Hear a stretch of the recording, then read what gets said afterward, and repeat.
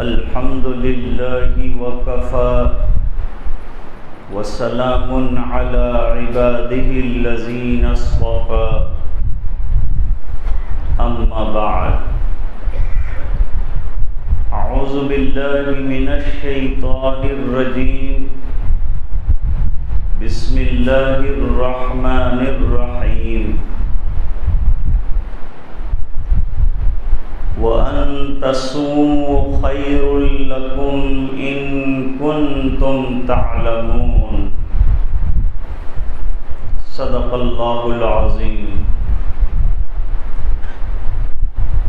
اللہم صل علی سیدنا محمد وعلی آل سیدنا محمد وبارک وسلم۔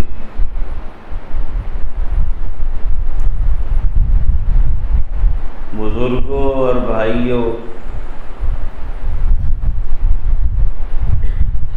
رمضان المبارک کا آخری عشرہ چل رہا ہے۔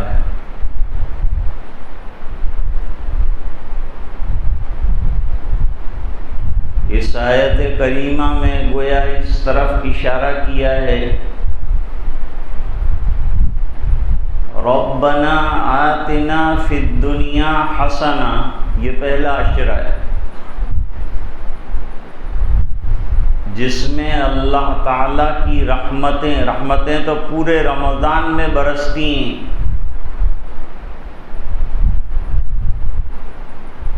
وفی الآخرۃ حسنہ، یہ دوسرا عشرہ ہے مغفرت کا۔ وقنا عذاب النار، یہ تیسرا عشرہ ہے جس میں اللہ تعالی جہنم سے نجات عطا فرماتے ہیں، خلاصی دیتے ہیں، گناہوں کو فروگزاشت فرماتے ہیں۔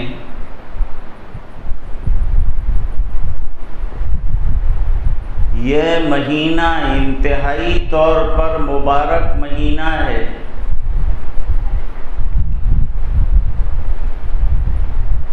ایک تو رمضان کی بڑی عبادت ہے روزہ،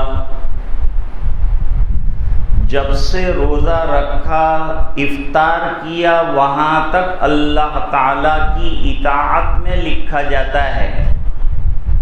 بندہ اللہ کا اطاعت گزار ہے کہ اس کے ایک حکم روزے کی فرما برداری کر رہا ہے۔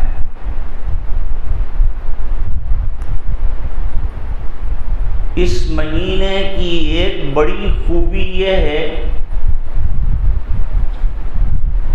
کہ اس میں اللہ نے ایک رات ایسی رکھی ہے کہ جس میں اگر عبادتیں کر لی جائے تو 1000 مہینے کی عبادت کا ثواب اللہ تعالیٰ عطا فرماتے ہیں۔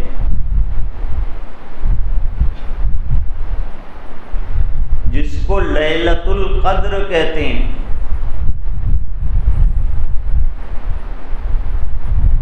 لیلۃ القدر کو لیلۃ القدر کیوں کہتے ہیں؟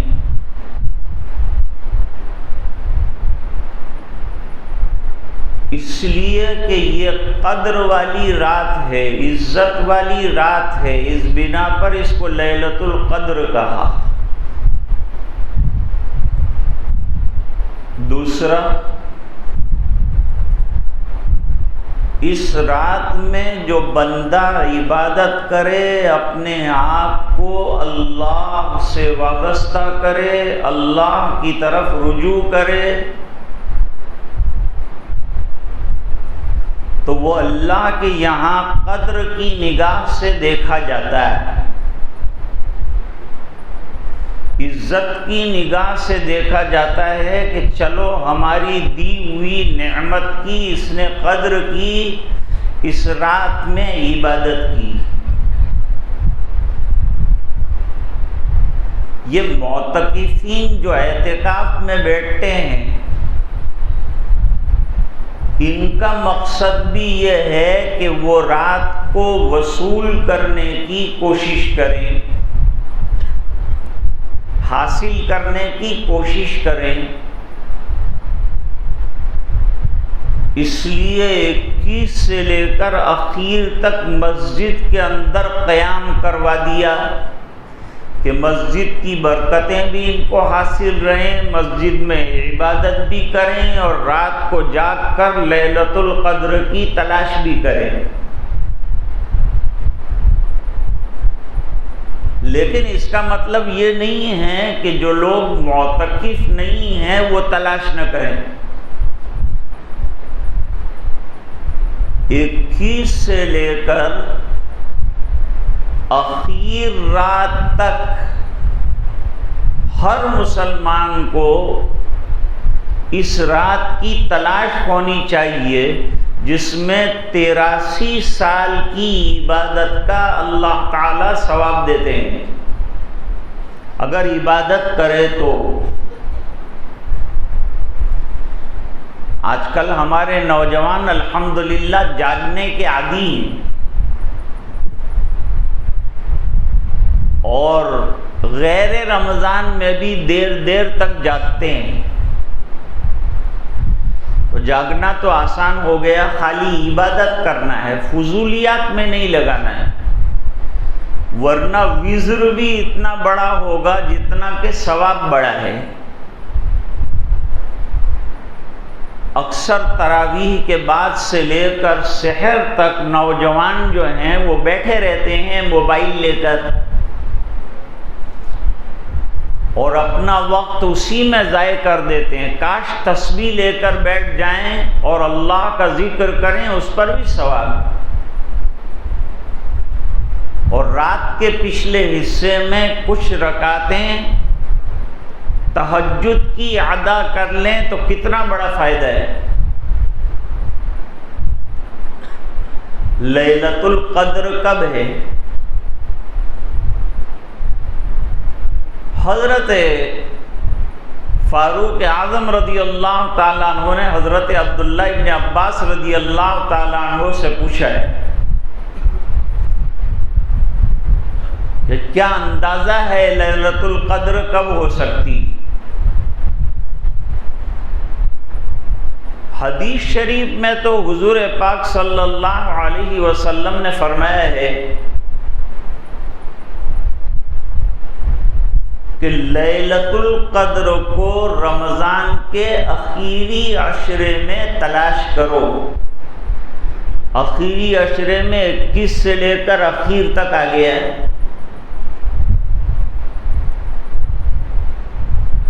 پھر ایک حدیث شریف میں فرمایا کہ آخری عشرے کی طاق راتیں 21، 23، 25، 27، 29 اس میں تلاش کرو۔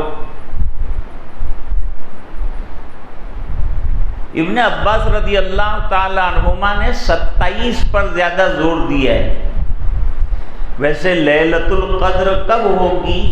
ایک قول تو یہ ہے کہ پورے سال میں ہوگی، اور دوسرا یقینی قول یہ ہے کہ ماہ رمضان میں ہوگی، اور تیسرا قول یہ ہے کہ اخیری عشرے میں ہوگی، اور چوتھا قول یہ ہے کہ اخیری عشرے کی طاق راتوں میں ہوگی۔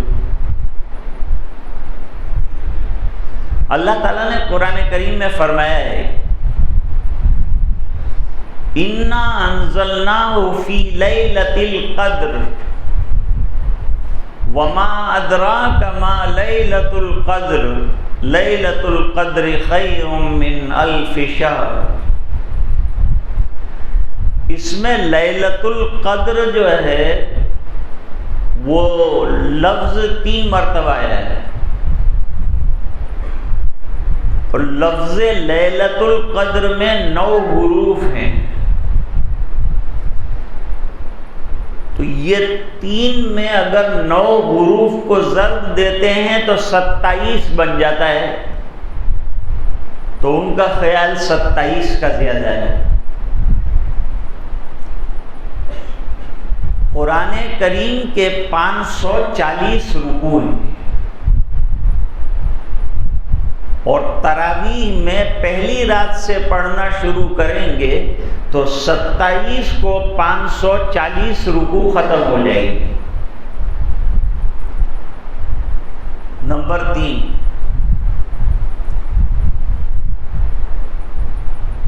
آسمان 7 ہیں، زمینیں 7 ہیں، ہفتے کے دن 7 ہیں، سعی کے چکر 7 ہیں، طواف کے اشواط 7 ہیں، رمی میں جو کنکر مارے جاتے ہیں وہ 7 ہیں،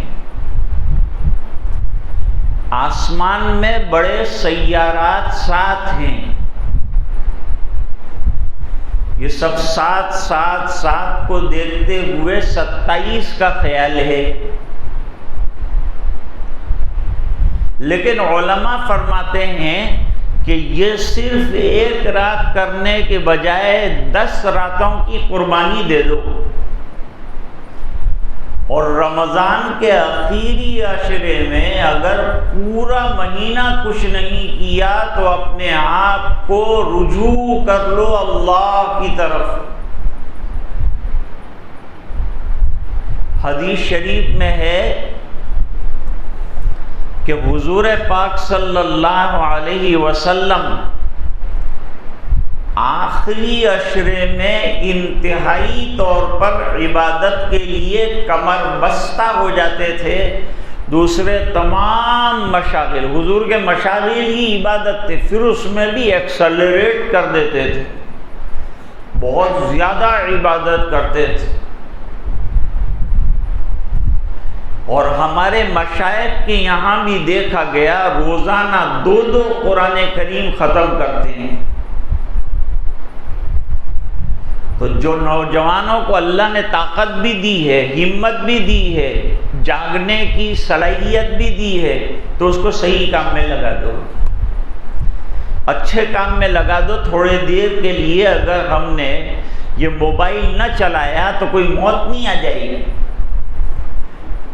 اور اس میں بھی زیادہ تر فضولیات ہوتی ہے۔ فضولیات کے بجائے قرآن شریف لے کر بیٹھ جاؤ، اوراد، وظائف، تسبیحات، نمازیں پڑھو،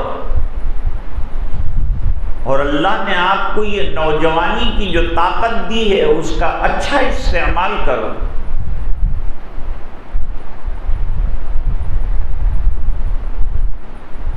کعب ابن عجرہ رضی اللہ تعالیٰ عنہ ایک صحابی ہیں، وہ کہتے ہیں کہ رمضان کے ایک دن میں حضور پاک صلی اللہ علیہ وسلم نے ہم سب کو منبر کے قریب کیا، اور منبر کے قریب کرنے کے بعد خود منبر پر چڑھے۔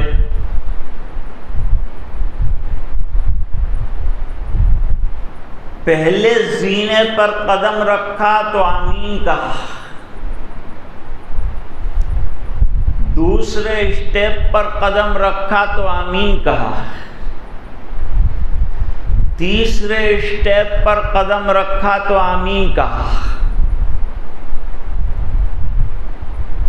پھر بیٹھے اور جو بیان فرمانا تھا وہ بیان کر دیا۔ لوگ چاہتے ہیں کہ ہر جمعہ کو نیا بیان کرو، والا 1400 سال پرانے دین میں نئے نئے روزانہ بیان کہاں سے لائے گا؟ نمازیں پرانی ہیں، روزے پرانے ہیں، زکاتیں پرانی ہیں، اس کے احکام بیان کرنے ہیں۔ اب کوئی یوں کہے کہ بھئی کیا نماز قرآن میں 700 جگہ نماز کا تذکرہ کر دیا، تو جو چیز کی جتنی ضرورت ہوتی ہے اتنا اس کا بیان کرنا ضروری ہوتا ہے۔ تو جیسا جیسا موقع ہوتا ہے قرآن کریم کے اندر بھی اسی طرح کا بیان آتا ہے، اور ایک ہی بیان بار بار آتا ہے۔ دیکھو حضرت ابراہیم علیہ السلام کا ذکر کتنی مرتبہ قرآن میں آیا ہے، حضرت موسیٰ علیہ السلام کے واقعے کا تذکرہ کتنی مرتبہ آیا. تو عبرت کے لیے واقعات ہوتے ہیں، قصہ گوئیاں مراد نہیں ہے کہ ٹائم پاس ہو جاوے، قصہ مولانا نے خوب سنایا مزے آ گئے. ارے مزوں کے لیے نہیں ہے، یہ عبرت کے لیے ہے.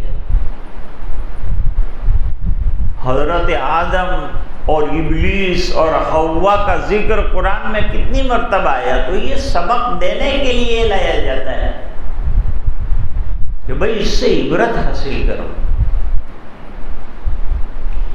صحابہ کرام کو تعجب تھا کہ حضور منبر پہ بیٹھتے بھی ہیں، بیان بھی فرماتے ہیں. اتنا زور سے بیان کیا ہے کہ منبر کبھی پورا ہلتا تھا. وہ اتنا ہیوی اور ماربل کا کوئی ممبر تھوڑا تھا جیسا کہ ہماری سگرام پورے کی حافظی مسجد کا ہے. وہ تو لکڑی کا بنا ہوا ممبر ہلکا پھلکا تھا، اور حضور چاہتے تھے کہ میری ہر نقل و حرکت جو ہے وہ صحابہ کے سامنے آئے تاکہ وہ اس کو فالو کر سکیں، اس پر عمل کر سکیں، اس کو دیکھ سکیں. منبر پر کھڑے ہو کر حضور نے نماز پڑھ کر بھی دکھلائی اور فرمایا دیکھا میں نے کیسی نماز پڑھی، ایسی نماز پڑھنی. صلو کما رأیتمونی اصلی، اس طرح کی نماز پڑھو جس طرح کہ مجھے دیکھتے ہو نماز پڑھتے ہوئے. صحابہ کرام کا مزاج زیادہ سوال کرنے کا نہیں تھا، زیادہ سوال نہیں کرتے تھے صحابہ کرام. لیکن جب تشویش ہوتی تھی، کوئی بات سمجھ میں نہیں ہوتی تھی اور احکام پر عمل کرنا ہوتا تھا، اخلاقیات کا مسئلہ ہوتا تھا، اعتقادات کا مسئلہ ہوتا تھا، معاملات کا مسئلہ ہوتا تھا، اور کچھ گنجلک پیدا ہوتی تھی تو صحابہ کرام سوال کرتے تھے.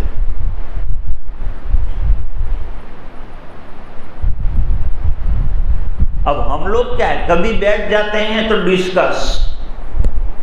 اب ڈسکس میں بیچارہ ایک مظلوم دین ہے، خالی وہی ڈسکس کے اندر آتا ہے. دنیا بھر کی دوسری چیزیں ڈسکس کرنے کی وہ نہیں کرتے، دین کو لے کے بیٹھ جاتے. دین کا علم ہے نہیں، اور دین پر فتوے بڑے بڑے جاری کرتے ہیں، علماء پر بیان دیتے ہیں، انہوں نے یوں کہا، انہوں نے یوں کہا، اس کا کیا مطلب، اس کا کیا معنی. سب فضولیات ہے، اس کا کوئی فائدہ نہیں. کہ مولانا کا بیان کس لیول کا رہا، ہم کو کیا دوسروں کا لیول، ہمارے لیول کا تو ٹھکانہ ہے نہیں، دوسروں کا کیا لیول ہم کو دیکھنا ہے. کام کی باتیں کرو، فضول باتوں سے اسلام نے روکا ہے. اس لیے ابو داؤد شریف کی روایت میں ہے، اور امام ابو داؤد نے لاکھوں حدیثوں میں سے جو ایک حدیث منتخب کی ہے وہ من حسن اسلام المرء ترکہ ما لا یعنی ہے. مسلمان کی اچھی خوبیوں میں سے ایک خوبی یہ ہے کہ بے معنی، جس کا کوئی فائدہ زندگی میں کبھی ہونے والا نہیں ہے، اس کی بحث نہ کرے، اس کو چھوڑ دے. جس کی بحث ہونی ہے، جس کی پوچھ ہونی ہے. اب وہ کسی زمانے کے اندر رمضان میں اٹھانے کے لیے آتے تھے، اب تو پولیس والے سلانے کے لیے آتے ہیں. تو اس زمانے میں سحری کے لیے اٹھانے کے لیے لوگ، جوان لوگ نکلتے تھے، ہمارے راندیر میں بھی، سورت میں بھی.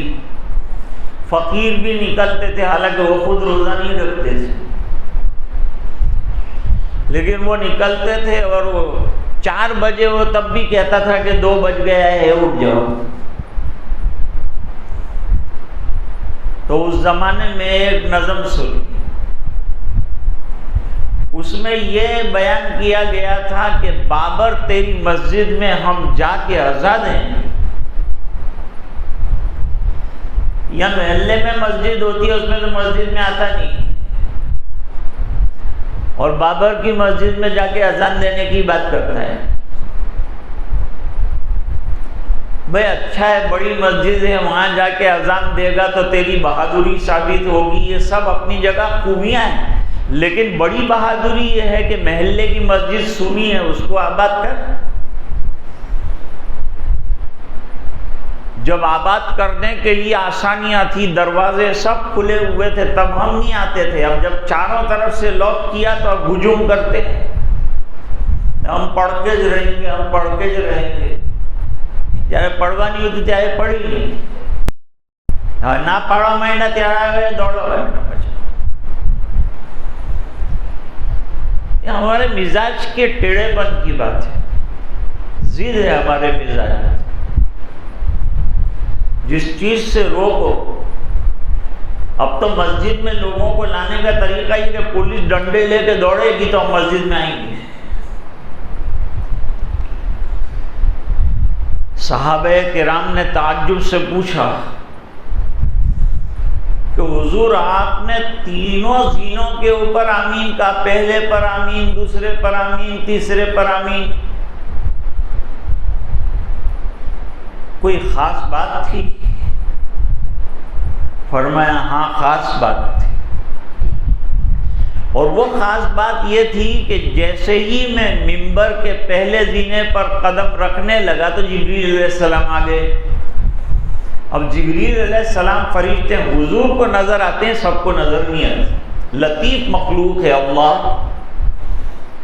لیلۃ القدر میں جبریل علیہ السلام بھی تشریف لاتے ہیں دنیا میں،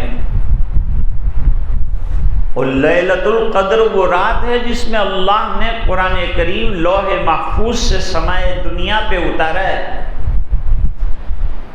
اس لیے رمضان کی بڑی عبادت تلاوت قرآن ہے، معتکفین کو بھی زیادہ زور تلاوت پر لگانا ہے۔ کہا جب میں پہلے زینے پر چڑھا تو حضرت جبریل علیہ السلام نے فرمایا کہ وہ شخص تباہ اور برباد ہو جائے جس کو والدین ملے بوڑھے، یا دونوں میں سے کوئی ایک ملا اور اس نے خدمت کر کے جنت حاصل نہ کر لی۔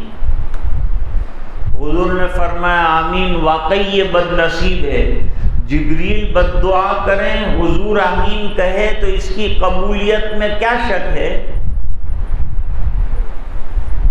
اس میں تنبیہ ہے ان لوگوں کے لیے اور ہم جیسے لوگوں کے لیے کہ والدین نصیب ہوں تو ان کے پیر دھو کر پیے اور ان کی حتی الامکان خدمت کرے۔ وہ دعاؤں کے دروازے ہیں، ماں کے قدموں کے نیچے جنت ہے اور باپ جنت کا دروازہ ہے، اور ماں باپ ہماری جنت بھی ہیں اور ماں باپ ہماری جہنم بھی ہیں۔ اگر خدمت کر لی اور ان کی دعاؤں کے لیے ہاتھ اٹھ گئے تو ہمارا مال چلا بھی جائے تب بھی بیڑا پار ہے۔ بظاہر مال ان پر جاتا ہوا اور خرچ ہوتا ہوا معلوم ہوتا ہے، لیکن اللہ کے خزانے بہت وسیع ہیں، وہ دوسرے طریقے سے عطا فرماتے ہیں اور ہمارے خالی خزینوں کو بھرنے کی طاقت رکھتے ہیں۔ اس یقین کے ساتھ خوب ان پر خرچ کیا جائے۔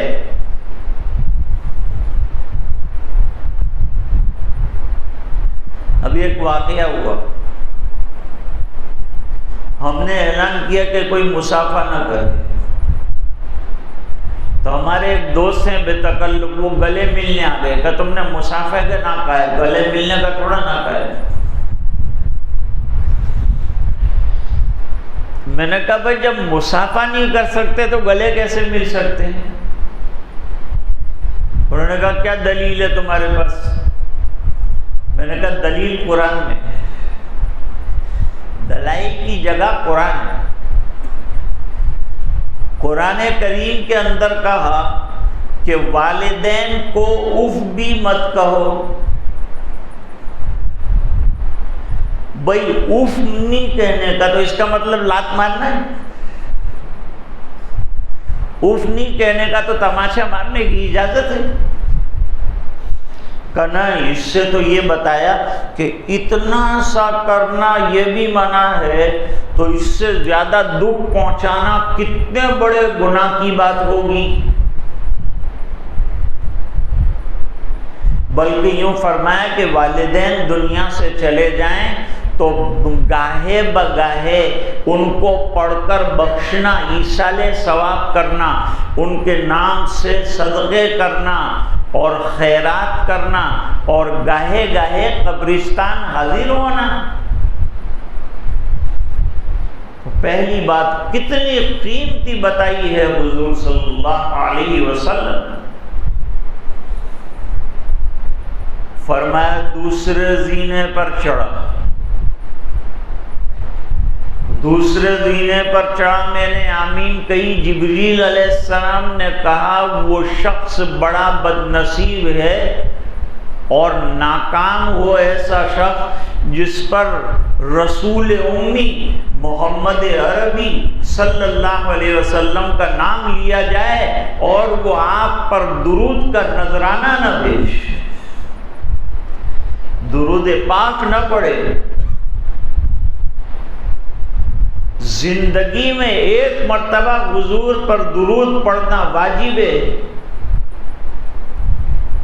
اور ابو جعفر طحاوی رحمۃ اللہ علیہ کی رائے یہ ہے کہ جب جب حضور پاک صلی اللہ علیہ وسلم کا نام لیا جائے تب تب آپ صلی اللہ علیہ وسلم پر درود بھیجا جائے۔ ایسے شخص کو بخیل کہا ہے کہ جس پر آقا کا نام بولا جائے اور وہ صلی اللہ علیہ وسلم نہ کہے۔ کثرت سے درود پڑھنا ہر بیماری کی دوا ہے، ہر پریشانی کا حل ہے، ہر وظیفے کی جگہ کافی ہے درود شریف کا پڑھ لینا۔ اور حدیث شریف میں فرمایا من صلی علی واحدۃ، کسی نے مجھ پر ایک مرتبہ درود پاک پڑھا، وہ درود مجھے پہنچایا جاتا ہے اور اللہ تعالیٰ اس پر 10 رحمتیں نچھاور فرماتے ہیں۔ صاحب دلائل الخیرات نے ایک واقعہ لکھا ہے کہ میں سفر میں گیا اور دوران سفر پانی تھا نہیں، میں ادھر ادھر پانی کی تلاش میں تھا۔ جب پانی نہ ہو تو تیمم سے بھی کام چل سکتا ہے، لیکن حتی الامکان وقت نماز ہونے کے بعد تیمم سے پہلے پانی کی جستجو مکمل طریقے پر کر لی جائے اور اطراف و جوانب میں تحقیق کر لی جائے کہ خود ہمارے پاس تو پانی ہے نہیں، کہیں قریب میں پانی ہے تو پانی سے وضو کرنا پڑے گا، نہیں ملا تو تیمم کرے گا۔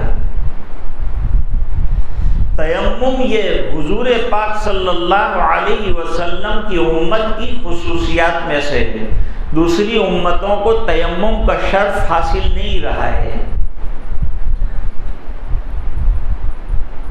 تو میں ڈھونڈ رہا تھا پانی، صاحب دلائل الخیرات کہتے ہیں،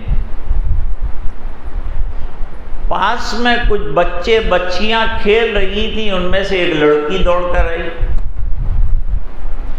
میں نے دیکھا کنواں موجود ہے لیکن ڈول رسی کچھ نہیں ہے، تو پانی نکالو تو کیسے نکالا؟ وہ لڑکی آئی، لڑکی نے آ کر پوچھا کہ چچا جان کیا تلاش کرتے ہیں؟ کہا پانی کی تلاش میں ہوں، نماز پڑھنی ہے، وقت نماز ہو گیا ہے اور پانی انتہائی گہرائی میں ہے، بغیر ڈول رسی کے نکل نہیں سکتا۔ کہا چچا جان کچھ فکر مت کیجیے، ابھی پانی اوپر آ جائے۔ ارے بیٹا تیرے پاس ایسا کیا ہے؟ کہا آپ دیکھیے تو صحیح۔ وہ کنویں کی مڈیر پر چڑھی اور اس نے کنویں میں تھوکا اور پانی میں جوش آنا شروع ہوا، اتنا جوش آیا کہ اوپر تک پانی آ گیا۔ انہوں نے کہا بیٹا تو چلی مت جانا، ایک بات مجھے تجھ سے پوچھنی ہے، لیکن پہلے یہ پانی کہیں دوبارہ جو جوش مار رہا ہے نیچے نہ چلا جائے، میں وضو کر لوں۔ پہلے وضو کر لیا، اور وضو کرنے کے بعد اس بچی سے پوچھا کہ بیٹا تیرے تھوکنے میں یہ برکت اللہ نے رکھی جیسے؟ لڑکی نے جواب دیا یہ میرے ماں باپ کی تربیت کا اثر ہے، میرے ماں باپ رات کو 1000 مرتبہ درود نہیں پڑھتے، وہاں تک سوتے نہیں ہیں، اور مجھے بھی تسبیح لے کر بٹھا دیتے ہیں، اور جب تک میں بھی 1000 مرتبہ درود نہ پڑھ لوں وہاں تک مجھے سونے نہیں دیتے۔ یہ درود پاک کی برکت اللہ نے میرے تھوک کے اندر رکھ دی ہے کہ سوکھے کنویں میں تھوک دیتی ہوں تو پانی جوش مارنے لگتا ہے۔ دیکھیے درود شریف میں کیا کیا برکتیں اللہ تعالیٰ نے رکھی ہے، دنیا آخرت کے خزانے، خوبیاں، ثواب، اجر، بدلے رکھے ہیں اللہ تعالیٰ نے۔ اس لیے چلتے پھرتے درود شریف پڑھتے رہنا، اور حضور پاک صلی اللہ علیہ وسلم کے احسان کو یاد رکھنا کہ اگر سرکار نہ ہوتے تو آج ہم لوگ کہاں ہوتے، گمراہ ہوتے، ہمارا کیا حال ہوتا، ہم جہنم کا ایندھن ہوتے۔ حضور کی رہبری کی برکت ہے کہ اللہ تعالیٰ نے ہمیں جنت والے کامیاب راستے کے اوپر ڈال دیا۔ تیسری بات جس پر آمین کہی وہ ہمارے موجودہ حالات سے تعلق رکھتی۔ جبریل علیہ السلام نے کہا کہ جس کو ماہ رمضان ملا، رمضان کا مبارک مہینہ ملا، عبادتوں والا، اجر والا، رحمتوں والا، مغفرت والا، نجات من النار والا، اور اس نے انتھک کوشش کر کے، انتہائی کوشش کر کے اپنے آپ کو جنتی نہ بنا لیا اور جنت سے محروم رہا، غافل رہا، دنیا میں لگا رہا، فضولیات میں وقت گزار دیا، دن گزار دیا، راتیں گزار دی، اللہ وہ بد نصیب ہلاک ہو جائے۔ حضور پاک صلی اللہ علیہ وسلم نے فرمایا آمین۔ ہم آخری عشرے میں چل رہے ہیں اور رمضان کا یہ آخری جمعہ، لوگ الوداعی جمعہ کا بڑا اہتمام کرتے ہیں، ہمارے علماء تو کہتے ہیں سب جمعہ برابر ہے، البتہ اب عبادت کے اندر ذرا بڑھاوا کر دو، زیادتی کر دو، اللہ سے مانگنا رکھو، روزہ تو ہے ہی، تراویح بھی ہے ہی۔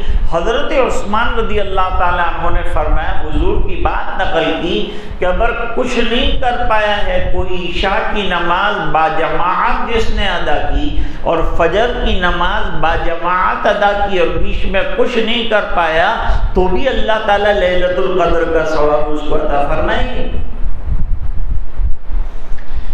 جب اللہ نے ہمیں فارغ بنایا ہے، مال و دولت بھی عطا فرمائی ہے، اور وقت بھی ہمارے پاس فری ہے، کوئی کام بھی ہم کو نہیں ہے، تو رات کو اللہ کے دین کے لیے لگاؤ، عبادت کے لیے لگاؤ۔ اگر کچھ نہیں کر سکتے تو گھر جا کر لیٹ جاؤ، فضول گوئی، غیبت، جھوٹ اور گندی چیزیں دیکھنے میں اپنے وقت کو ضائع مت کرو۔ بوڑھے تو بیچارے لگے ہوئے ہیں، نوجوان بھی اپنے آپ کو جوڑ کر رمضان کی اس آخری عشرے کو قیمتی بنا لیں، کام کا بنا لیں۔ اللہ تعالی ہم سب کو عمل کرنے کی توفیق عطا فرمائے۔ وآخر دعوانا ان الحمد للہ رب العالمین۔ دعا کے بعد ایک اور دعا، حفظ قرآن کرنے والے ہیں بچے، اس کی تکمیل ہے تو اس کی دعا بھی ہوگی۔ تو یہ مبارک رمضان کا جو جمعہ آ رہا ہے، چل رہا ہے، اس میں ہمیں چاہیے